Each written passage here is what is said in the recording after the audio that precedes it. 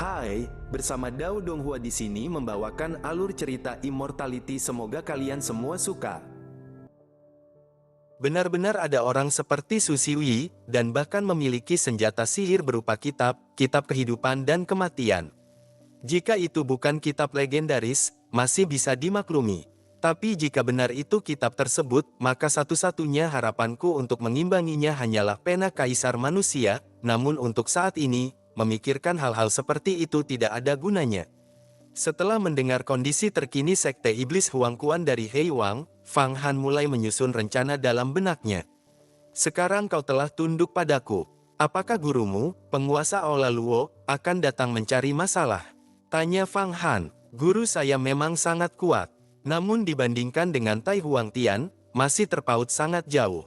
Bahkan Tai Huangtian sendiri belum tentu mampu membunuh penguasa Aula. Karena itu, guru saya tidak akan bertindak gegabah, jawab Hei Wang dengan hormat. Tai Huangtian ingin membunuhku, dan kau juga mengetahuinya. Fang Han tersenyum tipis. Pasti pangeran kedua yang memberitahumu. Benar, Tuan. Bahkan saya tahu bahwa Tuan memiliki jimat ilahi menuju tanah 5 elemen. Itu adalah sesuatu yang diinginkan semua sekte besar. Mulai hari ini, kau ikut denganku. Jangan lagi berhubungan dengan pangeran kedua. Fang Han melambaikan tangannya. Kita akan meninggalkan bintang naga ini dan kembali ke formasi kuno. Ini, bintang naga ini masih menyimpan banyak harta. Bahkan mungkin ada telur naga. Bukankah ini kesempatan besar? Pangeran Yi tampak ragu. Fang Han menggeleng pelan. Memang banyak harta di sini. Tapi manusia tidak boleh serakah. Hua Tiandu sudah mengincar kita, tidak akan berhenti. Lebih baik kita pergi sekarang. Mencari harta di sini tidak aman. Pangeran Yi akhirnya mengangguk. Baiklah, kita sudah mendapatkan pil Dewa Naga, 8 harta besar, dan ratusan ular Raja Air Hitam. Ini sudah panen besar. Di kejauhan, di Sungai Huangquan, ratusan ular Raja Air Hitam sepanjang puluhan hingga ratusan meter menggeliat ganas. Setiap satu saja bisa dijual jutaan batu roh. Yang kuat bahkan bisa mencapai puluhan juta. Karena itu, semuanya adalah iblis yang telah mengembangkan kekuatan ilahi, bukan makhluk biasa. Fang Han menyusutkan tubuhnya, membawa semua orang masuk ke dalam peta Huangquan, lalu mulai menembus tanah. Kini ia memiliki 56 jenis teknik gaib agung, terutama teknik penelanan besar yang luar biasa kuat. Batuan keras di bawah tanah, bahkan yang mengandung energi bumi paling padat, langsung ditelan dan dihancurkan menjadi debu. Kecepatannya menembus tanah meningkat berkali-kali lipat. Tak lama kemudian, ia keluar dari tanah, menyembunyikan seluruh auranya, lalu melesat menuju formasi kuno. Di atas tanah, kecepatannya jauh lebih mengerikan. Teknik penelanan besar langsung melahap aliran udara di depannya, menciptakan ruang hampa. Dalam sekejap, tubuh Fang Han menghilang lalu muncul kembali, meninggalkan ruang hitam yang menyedot segala sesuatu. Gunung, batu, bahkan pepohonan tinggi, semuanya tersedot dan berubah menjadi debu. Hambatan terbesar dalam terbang adalah aliran udara. Semakin cepat, semakin besar hambatannya. Namun Fang Han kini meniadakan hambatan itu sepenuhnya. Ia terbang dalam kondisi seperti ruang hampa. Kecepatan ini benar-benar mengerikan, bahkan melampaui batas ahli biasa. Dengan kecepatan ini, bahkan tanpa teknik gaib, hanya dengan tubuh fisik, ia bisa membunuh ahli inti emas dalam jarak ribuan mil dalam sekejap. Jika saja aku bertemu pasukan besar ras dewa, mata Fang Han berkilat dingin. Aku bisa membantai ratusan dalam sekejap dan mengubahnya menjadi buah ilahi. Ia menghela napas. Dahulu ras dewa menyerbu dunia Xuan Huang dengan miliaran pasukan, tapi sekarang, satu pun sulit ditemukan. Tak lama kemudian, ia melihat formasi kuno di kejauhan. Namun tiba-tiba, seluruh ruang membeku. Sebuah kekuatan besar, menyelimuti formasi, menghalangi siapapun untuk masuk. Kemudian muncul sebuah tungku raksasa di atas formasi. Tungku besar api liar, harta tingkat Dao milik Hua Tiandu. Kekuatan harta tingkat Dao jauh melampaui peta Huangquan. Dan tungku adalah raja dari semua senjata sihir.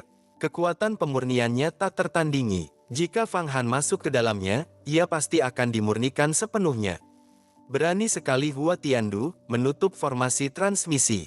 Fang Han hampir saja menabraknya tadi. Untung ia kini dapat mengendalikan dirinya dengan sempurna. Namun saat itu, dari dalam formasi, tiba-tiba muncul aura mengerikan. Aura itu mencoba menembus keluar, namun tertahan oleh Tungku. Seakan murka, kekuatan itu meledak berkali-kali lipat. Tungku besar api liar pun mulai bergetar hebat.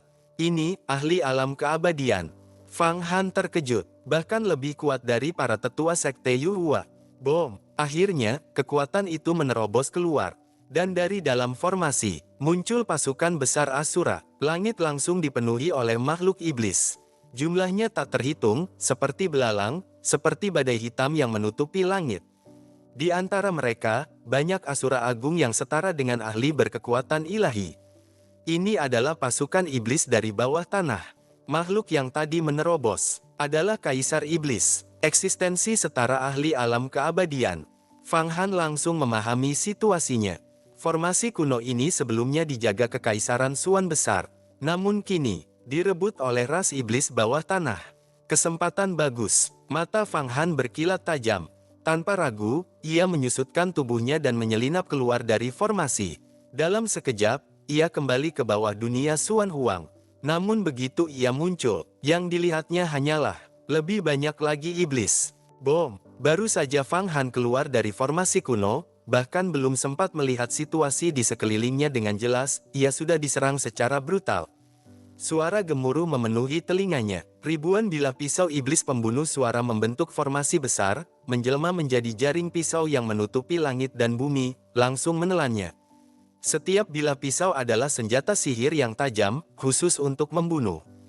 Pisau pembunuh suara merupakan senjata khas ras iblis. Bahkan dahulu, penyihir Asyura juga menggunakan senjata serupa.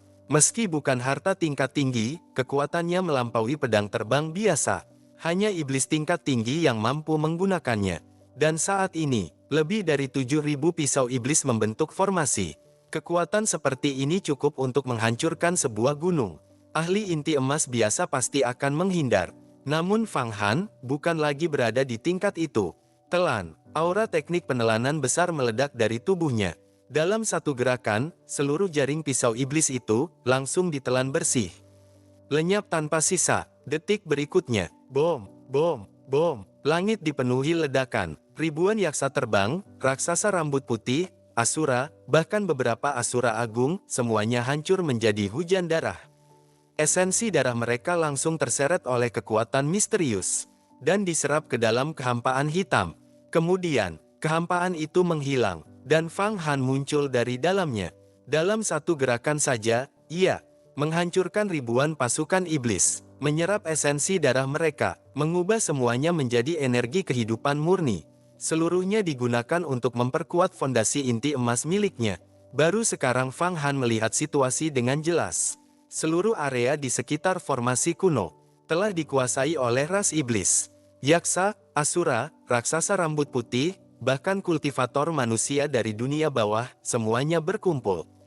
Di antara mereka, terdapat banyak ahli kuat. Beberapa bahkan telah mencapai tingkat inti emas, bahkan ada yang auranya dalam dan tak terduga, jelas termasuk raksasa kuno.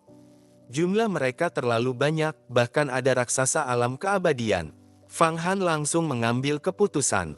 Lebih baik mundur. Jika hanya ahli inti emas, ia masih bisa membantai dan memperkuat diri. Namun menghadapi raksasa alam keabadian, itu bunuh diri. Namun saat ia hendak pergi, aksi brutalnya sudah menarik perhatian para pemimpin ras iblis. Di tengah pasukan, di bawah sebuah kanopi raksasa penuh ukiran dewa iblis, berdiri beberapa pria dan wanita muda dengan aura luar biasa kuat. Kanopi itu sendiri adalah harta tingkat Dao kelas rendah. Di atasnya terukir ribuan dewa iblis, 3 kepala 6 tangan, bersayap, berkepala ular, seolah hidup. Bunuh dia. Salah satu pemimpin, seorang pemuda tampan dengan aura mengerikan, melesat keluar. Tubuhnya berubah menjadi cahaya hitam. Energi iblisnya langsung berubah menjadi naga iblis bersayap. Ini adalah manifestasi dari hukum langit dan bumi.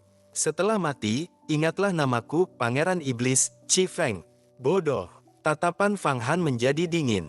Kau mencari kematian. Wus. Dalam sepersekian detik, ia menghilang, lalu muncul tepat di samping Chi Feng, dan melayangkan satu pukulan. Pukulan itu, seperti ribuan gunung berapi meletus bersamaan. Armor dan jubah harta milik Qi Feng langsung memancarkan cahaya pelindung. Namun, retak, lapisan demi lapisan hancur, ratusan lapisan perlindungan, semuanya pecah. Bom, satu pukulan saja, harta pelindung tingkat tinggi milik Pangeran Iblis hancur berkeping-keping. Qi Feng memuntahkan darah, tubuhnya terpental dan jatuh ke tanah seperti anjing mati. Jika bukan karena ia menarik kembali hukum langit dan bumi untuk melindungi tubuhnya, ia sudah mati. Fang Han mendarat dengan tenang. Namun ia tidak membunuhnya. Anggap saja hari ini kau beruntung.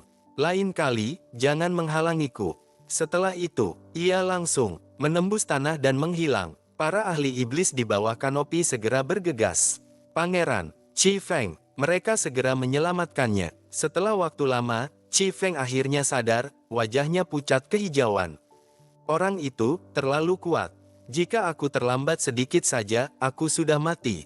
Tak seorang pun berani mengejar. Karena mereka tahu, kecuali Kaisar Iblis turun tangan, tidak ada yang bisa menghentikan Fang Han.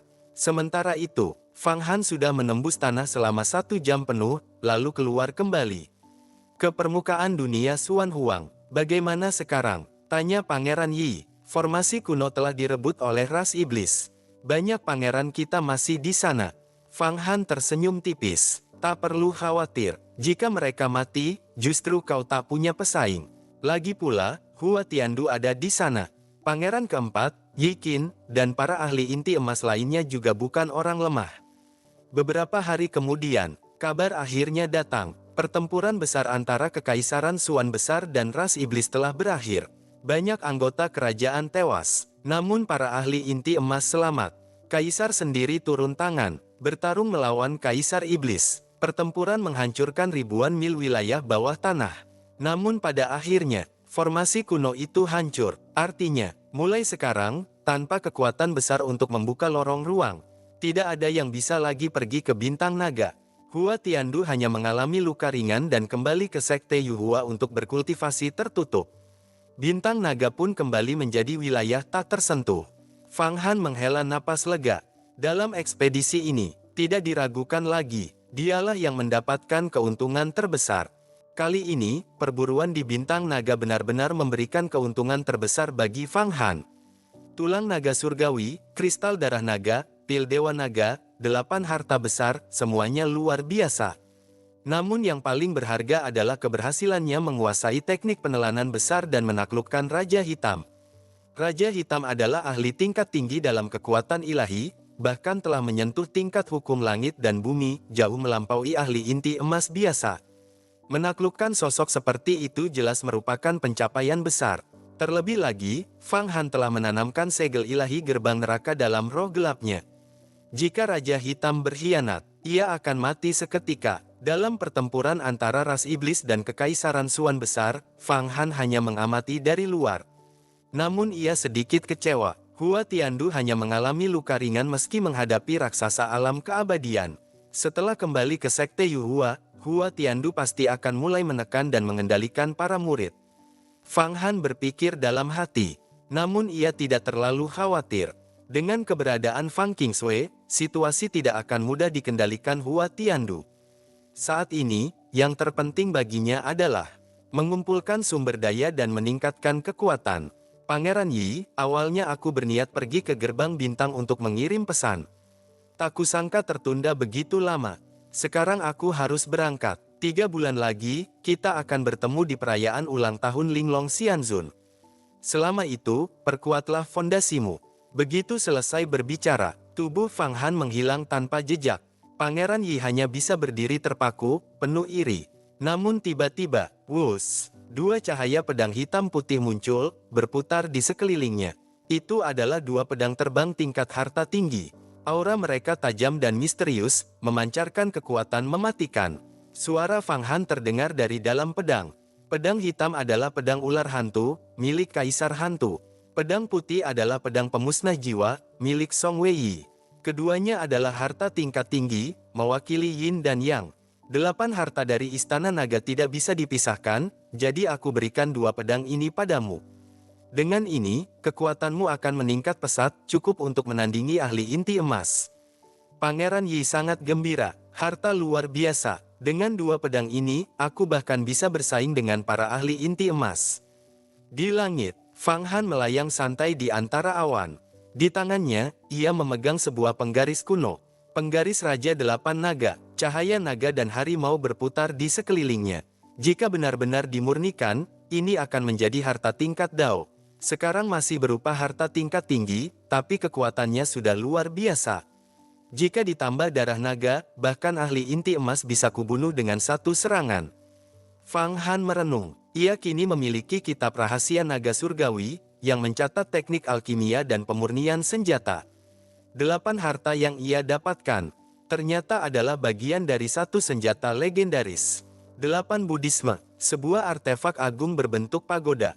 Untuk menyempurnakannya, 8 harta harus dimurnikan menjadi harta tingkat Dao. Disatukan dalam sebuah pagoda ilahi. Diberi kekuatan besar dan dipuja oleh jutaan jiwa. Barulah dapat menjadi senjata yang mendekati tingkat abadi. Namun Fang Han tahu, dengan kekuatannya sekarang, itu mustahil. Bahkan para ahli besar pun harus bekerja sama bertahun-tahun untuk mencapainya. Tak heran naga kuno itu mati. Fang Han menggeleng. Tiba-tiba, ia berhenti. Dengan satu gerakan, 5 orang muncul dari peta Huang Kuan. Mereka adalah murid sejati dari gerbang bintang yang sebelumnya ia selamatkan.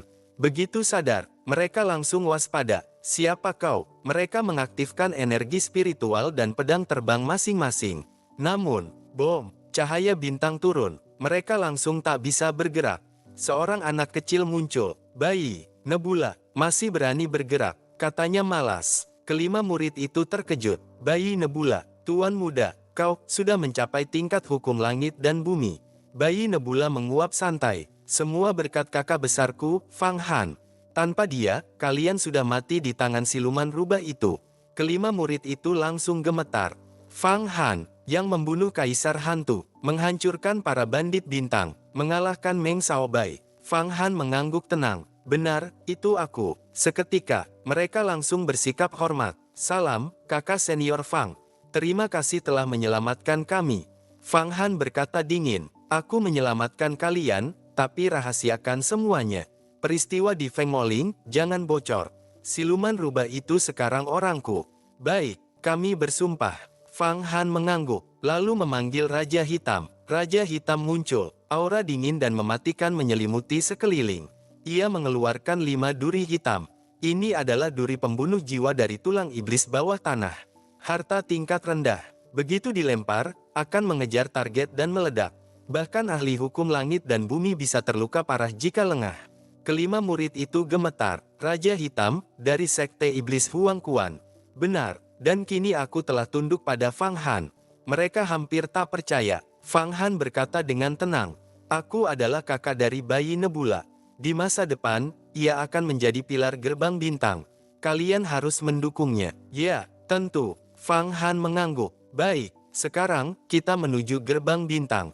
Perjalanan Fang Han menuju gerbang bintang kali ini berlangsung tanpa hambatan sedikit pun. Ia terbang lurus hingga tiba di pegunungan bintang jatuh.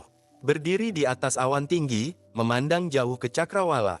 Yang tampak hanyalah rangkaian pegunungan tak berujung, bergulung-gulung hingga batas pandangan. Di kedalaman horizon, puncak-puncak menjulang dari bumi, ada yang menembus awan, tinggi dan lurus bagai tombak langit. Sebagian puncak dipenuhi batu-batu aneh, sebagian dihiasi air terjun yang mengalir seperti tirai perak, dan semuanya membentuk susunan Feng Shui yang luar biasa sempurna. Dari ketinggian, memandang ke bawah pegunungan bintang jatuh, Fang Han dapat merasakan. Rangkaian pegunungan raksasa ini sesekali memancarkan aura purba dan misterius, seolah terhubung dengan langit luar. Seakan-akan, gunung ini memiliki hubungan gaib dengan bintang-bintang di cakrawala. Dalam persepsinya, kekuatan bintang turun tanpa henti dari langit, mengalir masuk ke dalam pegunungan. Menjadikan seluruh wilayah ini dipenuhi energi spiritual yang luas dan agung. Tumbuhan tumbuh subur, ramuan langka berkumpul dalam jumlah besar. Bahkan hewan biasa, harimau, serigala, rusa, kelinci, rubah, hingga serangga. Semuanya memiliki kecerdasan spiritual yang luar biasa. Pegunungan ini menyembunyikan naga dan harimau. Dalam, misterius, tak terukur. Fang Han mengangguk pelan, benar-benar memiliki aura sebuah sekte besar. Ia menoleh kepada murid gerbang bintang. Aku belum pernah datang ke sini. Tunjukkan jalannya. Seorang murid sejati segera melangkah maju, wajahnya penuh hormat. Kakak senior, istana utama gerbang bintang berada di lapisan angin badai 9 langit. Dibangun di atas batu ilahi dari zaman kuno. Seluruh murid, baik murid luar, murid dalam, maupun murid sejati, berkultivasi di dalam gua-gua langit, jarang keluar. Kecuali ada misi sekte, mereka akan turun menggunakan jimat terbang dari lapisan badai. Ini berbeda dengan sekte Yuhua, yang membiarkan murid berkultivasi di puncak gunung dan menjelajah dunia luar. Melihat bahkan Raja Hitam, tokoh terkenal di Jalan Iblis, patuh kepada Fang Han, para murid itu hanya bisa menunduk hormat. Oh, di lapisan angin badai 9 langit. Fang Han tampak tertarik. Kalau begitu, kita naik. Tapi dengan kekuatan kalian, masuk ke sana tidak mudah. Kalian punya jimat pelindung sekte, bukan? Tanpa menunggu jawaban, ia langsung melesat ke langit. Di dunia Xuan Huang, semakin tinggi seseorang terbang, semakin mengerikan badai angin yang dihadapi. Pada ketinggian puluhan ribu kaki, aliran udara sudah cukup untuk mencabik tubuh manusia hingga hancur. Inilah yang disebut angin badai 9 langit. Tanpa kekuatan besar, mustahil bertahan di sana. Bahkan ahli kekuatan ilahi tingkat 3 pun harus berhati-hati. Hanya mereka yang mencapai tingkat hukum langit dan bumi yang dapat bergerak bebas tanpa bahaya. Namun di lapisan ini, tersimpan banyak harta, makhluk seperti raksasa angin, esensi matahari dan bulan, bahkan pecahan meteor luar angkasa. Semuanya bisa ditemukan di sini. Bahkan banyak pedang kuno ditinggalkan di lapisan badai ini. Para kultivator kuno sering menempa pedang mereka di sini, menggunakan kekuatan badai selama ribuan tahun, untuk menciptakan senjata yang tajam tak tertandingi. Dikisahkan, seorang tokoh agung pernah menempa pedangnya, 1000 tahun dalam api bumi, 1000 tahun dalam badai langit, hingga akhirnya menjadi senjata yang mampu membunuh dewa dan iblis. Namun banyak pula yang gagal. Pedang mereka hilang, dicuri, atau ditinggalkan setelah sang pemilik mati. Menjadi harta tanpa tuan yang menunggu ditemukan.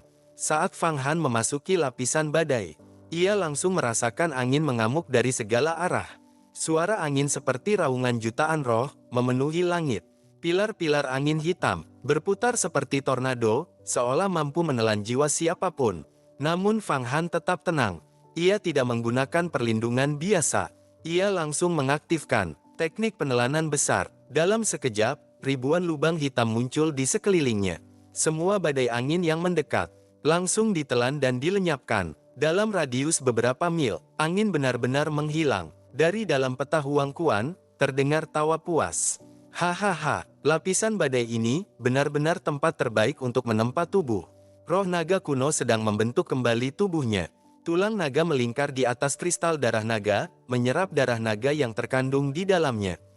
Sedikit demi sedikit, daging mulai tumbuh di atas tulang. Sementara itu, badai langit terus masuk ke dalam peta, menghantam tubuhnya seperti bilah pedang. Namun bukannya menyakitkan, justru mempercepat penyempurnaan tubuhnya. Fang Han berkata ringan, setelah urusan di gerbang bintang selesai, aku akan membantumu menempa tubuh dengan api kaisar merah. Tidak perlu, jawab roh naga. Jika terlalu cepat, fondasiku akan rusak. Fang Han tersenyum tipis. Ia terus melesat naik, hingga mencapai ketinggian 100.000 kaki. Di sini, angin mampu menghancurkan baja menjadi debu. Namun baginya, tak berarti apa-apa. Tiba-tiba, ia melihat sesuatu di kejauhan. Sebuah meteor raksasa, besarnya setara sebuah kota. Dia melayang di tengah badai langit yang tak berujung. Aura kuno dan agung memancar darinya. Fang Han tertegun. Itu bukan meteor biasa. Itu adalah senjata sihir tingkat Dao Puncak. Bahkan, hampir mencapai tingkat abadi. Namun ia tidak berani mengambilnya. Karena ini adalah wilayah gerbang bintang. Meteor itu jelas telah ditempa selama puluhan ribu tahun. Menggunakan kekuatan badai langit, suatu hari, ia pasti akan menjadi artefak abadi. Cepat, kita masuk, kata bayi Nebula. Saat mereka mendekat, badai angin tiba-tiba lenyap. Seolah ada kekuatan besar yang menekan seluruh lapisan badai. Di atas meteor itu, berdiri gerbang batu raksasa, megah dan kuno, memancarkan wibawa yang dalam. Di depan gerbang, para murid penjaga berjajar rapi. Meskipun hanya murid luar, namun disiplin mereka sangat tinggi. Siapa di sana? Para penjaga langsung waspada. Namun saat melihat bayi Nebula, mereka segera memberi hormat. Seorang murid sejati berkata, "Ini adalah kakak senior Fang Han dari Sekte Yuhua. Ia datang membawa pesan penting untuk disampaikan kepada guru tertinggi." Fang Han mengangguk tenang. Namun saat itu, sebuah suara terdengar dari dalam gerbang. Kalian berlima akhirnya kembali. 3 hari lagi adalah perayaan 100 tahun kakak senior ke-7. Apakah hadiah yang kalian siapkan sudah layak? Nada suara itu dipenuhi ejekan dan penghinaan.